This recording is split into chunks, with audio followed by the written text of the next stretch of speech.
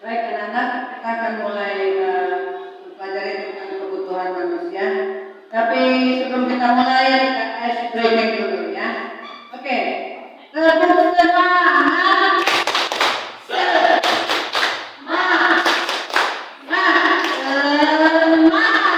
Oke, kata semuanya sudah semangat, silakan fokus ke depan. Kita akan belajar tentang kebutuhan manusia. Pengertian kebutuhan manusia sebagai sesuatu yang harus bisa dipenuhi oleh manusia agar mampu bertahan dan melanjutkan hidup, yaitu fungsi dari kebutuhan seperti yang kita alami sehari-hari. Ada macam-macam kebutuhan di situ. Seperti tadi sudah disebutkan, ada kebutuhan primer, kebutuhan yang harus dipenuhi, jika tidak dipenuhi bisa mengganggu kelangsungan hidup manusia. Apa saja contohnya?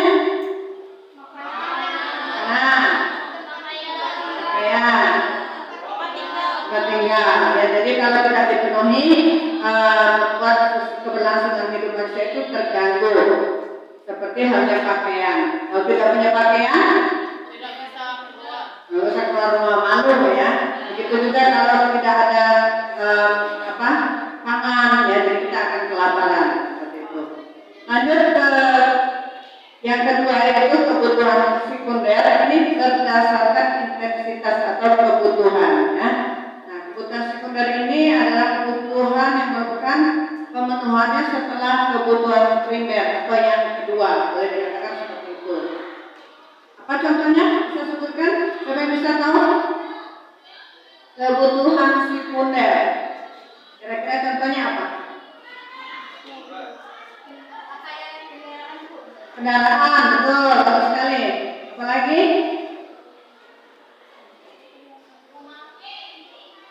Rumah tadi, rumah kedua mungkin ya. Kalau sekedar rumah itu kebutuhan pokok, tapi rumah kedua yang modelnya misalnya mau rumah lumbung atau rumah gedung yang sudah desainnya yang lain, itu sudah termasuk kebutuhan sekunder. Jadi berdasarkan intensitasnya ada tiga kebutuhan, apa saja?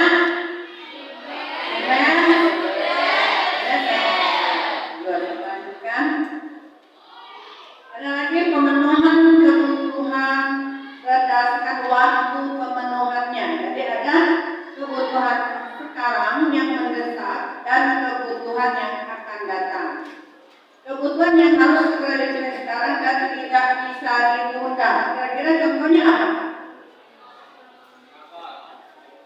Ya, contohnya bagaimana? Makan tadi masuk kebutuhan primer. Bisa juga kalau waktu lapar, tapi kalau sesuatu itu masih lapar ya. Ya, seperti pendidikan ya. Ya, rumah sakit mendesak, sakit jadi harus ke rumah sakit. Kemudian kalau kebutuhan yang akan datang dilakukan sekarang, namun digunakannya di waktu yang akan datang. Di masa yang akan datang itu kebutuhannya apa?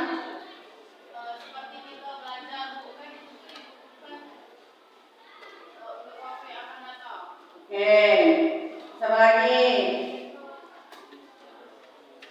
liburan misalnya kan kita merencanakan nanti aku kalau libur semester mau pergi ke mana, itu termasuk dalam pemenuhan kebutuhan berdasarkan waktu pemenuhan ya.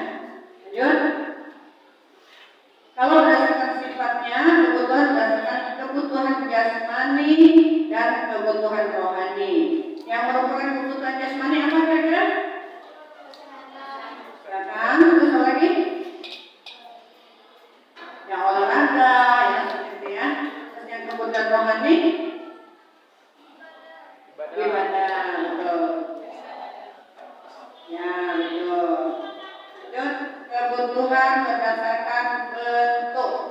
Kebutuhan material yaitu kebutuhan manusia akan barang-barang berwujud yang bisa langsung digunakan untuk memenuhi kebutuhan manusia secara maksimal, dan kebutuhan imaterial yaitu kebutuhan manusia pelayanan jasa yang bisa memenuhi kebutuhan manusia. Yang bisa menjelaskan? Yang material ini? Ya, yang dimaksudkan kebutuhan jasa pelayanan, ya seperti misalnya kita berbelanja, itu butuh pelayanan yang baik dari karyawan di tempat perbelanjaan, seperti itu ya.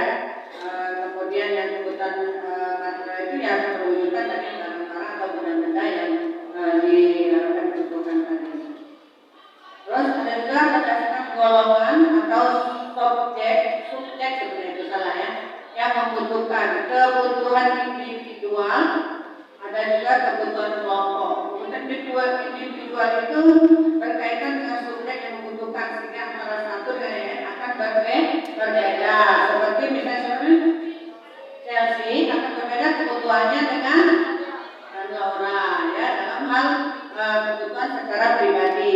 Misal Chelsea butuhnya misalnya suka dengan emas kebutuhannya, tapi ini beda lagi, dia butuhnya liburan, ya.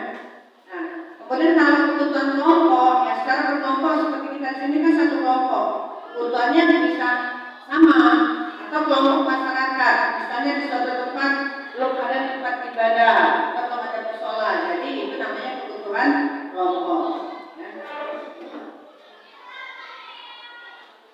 Berikut adalah faktor-faktor yang mempengaruhi kebutuhan manusia, yaitu ada keadaan alam, peradaban, agama, dan adat istiadat. Yang keadaan alam, siapa yang bisa menjelaskan?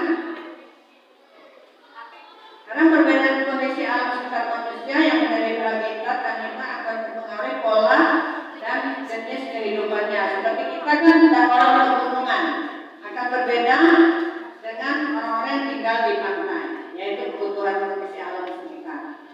Peradaban juga seperti itu. Adat istiadat, misalnya orang-orang yang tinggal di Bali beda dengan kita secara kebutuhan adat, mungkin dia harus berhari-hari tertentu, ya.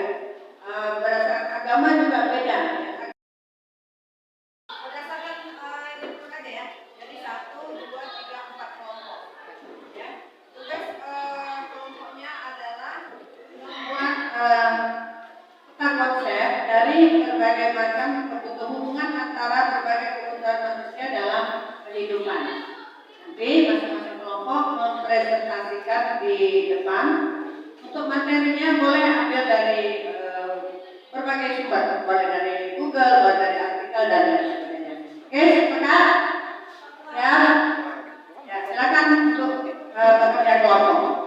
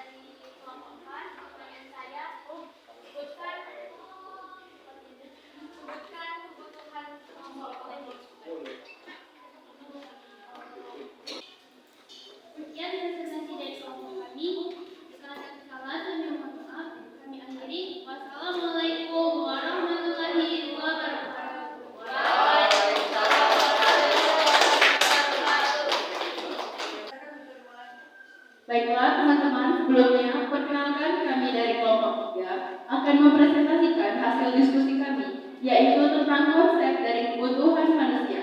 Sebelumnya, perkenalkan, saya Nabila Hana Mezuki sebagai moderator. Baiklah teman-teman, itu saja materi kami pada hari ini tentang konsep kebutuhan manusia. Selanjutnya yaitu sesi tanya jawab. Kami membuka sesi tanya jawab untuk setiap anggota kelompok menjadi perwakilan untuk sesi tanya jawab. Ya, silakan.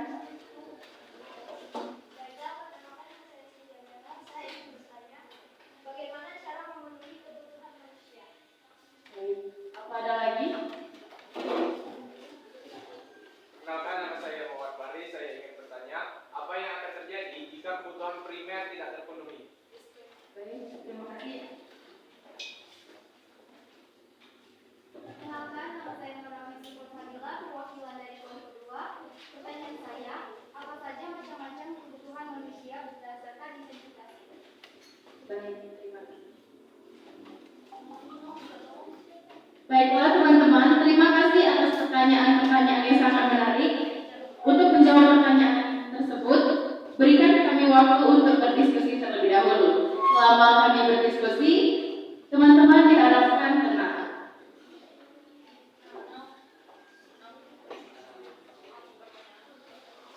Baiklah teman-teman, sekian presentasi dari kami. Kami akhiri. Wassalamualaikum warahmatullahi wabarakatuh.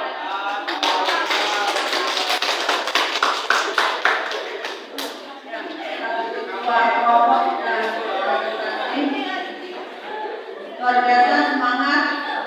Kelompok selanjutnya. Perkenalkan, kami dari kelompok 4 yang beranggotakan saya Melda Dwi Ananda sebagai moderator. Di sini kelompok kami akan menyampaikan hasil diskusi kami mengenai macam-macam kebutuhan manusia yang akan disampaikan oleh rekan-rekan saya. Macam-macam kebutuhan berdasarkan intensitas tingkatan. Yang pertama adalah primer atau pokok, yaitu meliputi air, udara, dan makanan. Yang kedua ada intensitas berdasarkan sekunder atau tambahan, meliputi pakaian, kendaraan, dan handphone, dan sebagainya. Selanjutnya kami akan membuka sesi tanya jawab. Bagi yang ingin bertanya, silakan. Ya, silakan pertanyaan. Pertanyaan atau komentar juga boleh. Perkenalkan, saya Roland Fadila, perwakilan dari kelompok 2. Pertanyaan saya, apa saja contoh kebutuhan berdasarkan jasmani dan rohani? Baiklah, itu saja presentasi dari kelompok kami. Bila ada salah kata, mohon maaf. Kami akhiri. Wassalamualaikum warahmatullahi wabarakatuh.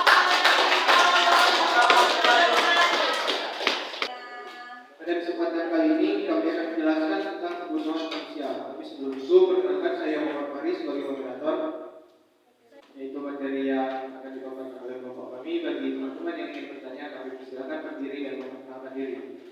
Yang berdiri. Perkenalkan, nama saya Fadila Safadila dari kelompok 4. Pertanyaan saya, bagaimana kebutuhan manusia berubah seiring berjalannya waktu?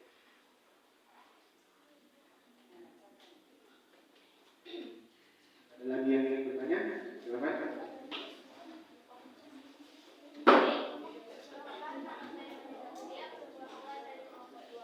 Pertanyaan saya, bagaimana pengaruh lingkungan sosial terhadap kebutuhan manusia?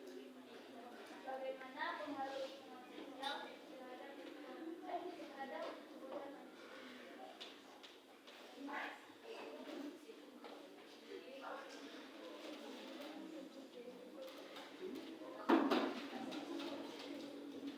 Ada lagi yang ingin bertanya? Baiklah, bagaimana peran pemerintah dalam memenuhi kebutuhan manusia?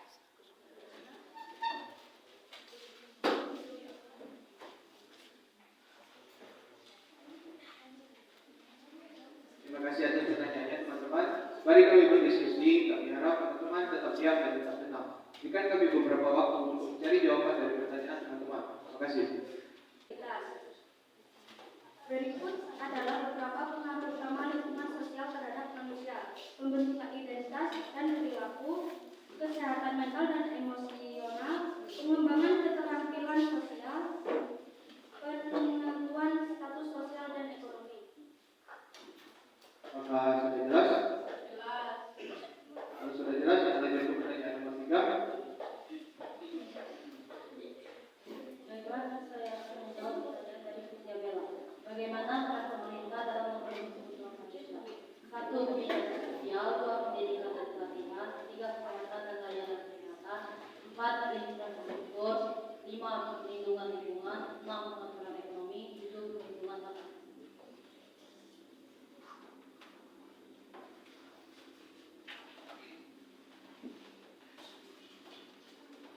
Hanya itu presentasi dari kelompok kami.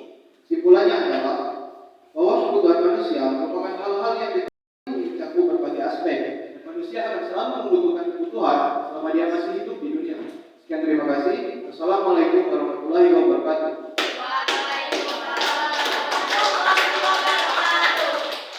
Ya, luar biasa sekali semuanya sudah mempresentasikan hasil diskusi kelompoknya. Baik, tepuk tangan bagi mereka semua. Ya, ada beberapa hal tadi yang pertanyaan yang cukup bagus tentang peran pemerintah dalam memenuhi kebutuhan manusia, terutama kebutuhan pokok. Ya, kita juga lihat ada beberapa program pemerintah juga yang membantu untuk memenuhi kebutuhan dasar, terutama kebutuhan akan pangan untuk keluarga dari PKH ya, keluarga harapan dan lain sebagainya. Itu salah satu peran dari pemerintah, ada mengeluarkan bantuan-bantuan, ada juga BLT, terus ada juga kesehatan gratis. Itu beberapa program pemerintah untuk meningkatkan kebutuhan dari masyarakat. Kemudian tadi ada pertanyaan yang juga cukup bagus, apa yang akan terjadi jika kebutuhan primer tidak dipenuhi? Siapa yang bisa jawab tadi? Kalau tidak makan gimana? Tidak dapat bertahan hidup. Tidak bertahan hidup. Kalau tidak punya tempat tinggal? Tidak bisa tidur. Ya. Artinya beberapa hal memang kalau kebutuhan pokok ini tidak kita penuhi, maka kita akan terganggu ya, kebutuhan kita akan terganggu. Baik, sebelum kita menutup sesi ada pertanyaan ya, masing-masing anak untuk menyiapkan dirinya menjawab pertanyaan untuk mengetahui apa sejauh mana materi yang kita sampaikan tadi sudah diterima atau dipahami ya. Boleh membuat refleksi pribadi, masing-masing buatlah refleksi pribadi bagaimana memenuhi kebutuhan kalian. Ya, termasuk mungkin ada yang saya belum terpenuhi kebutuhan sekunder atau kebutuhan pokok tapi belum terpenuhi, boleh ya. Silakan.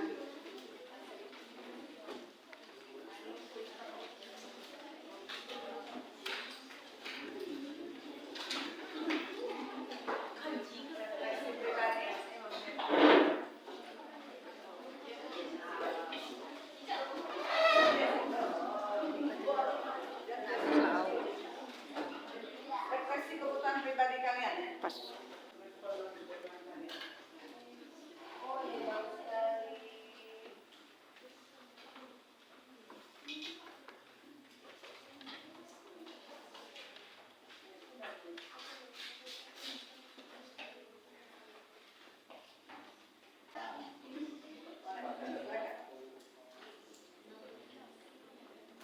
Di sini saya akan menyampaikan tentang refleksi pribadi saya. Dari pemaparan materi tadi, sangat membantu saya untuk lebih memahami berbagai kebutuhan dan bagaimana mereka mempengaruhi hidup saya. Saya menyadari bahwa pentingnya untuk menyeimbangkan kebutuhan sekunder dan kebutuhan primer, serta untuk menghindari konsumerisme yang berlebihan. Saya akan berusaha untuk memprioritaskan kebutuhan yang benar-benar penting dan untuk hidup dengan lebih sederhana dan bermakna. Ya, terima kasih.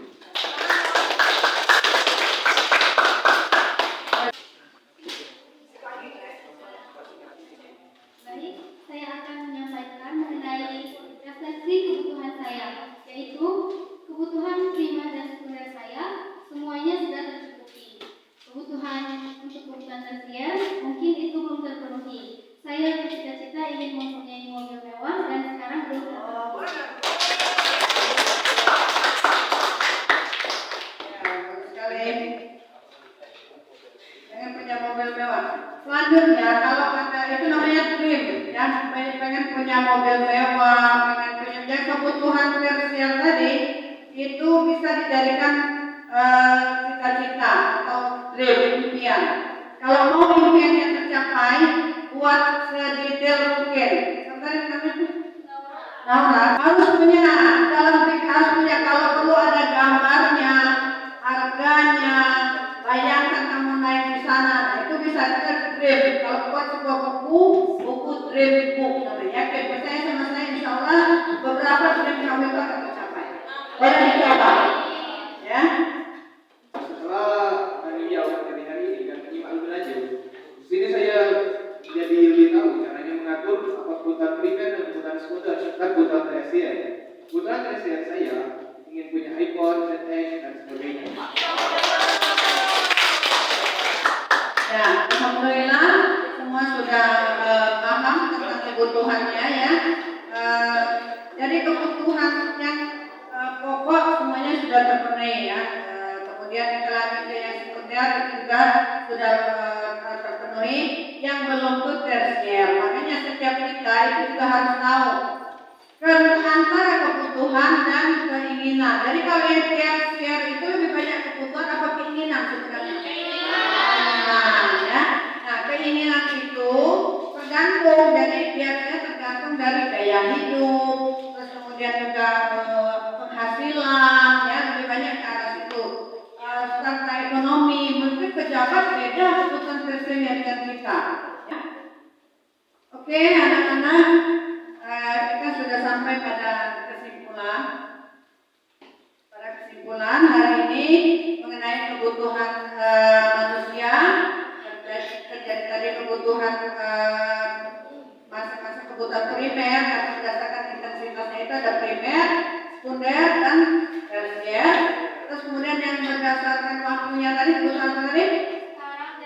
Ya, sekarang dan masa yang akan datang. Berdasarkan subjek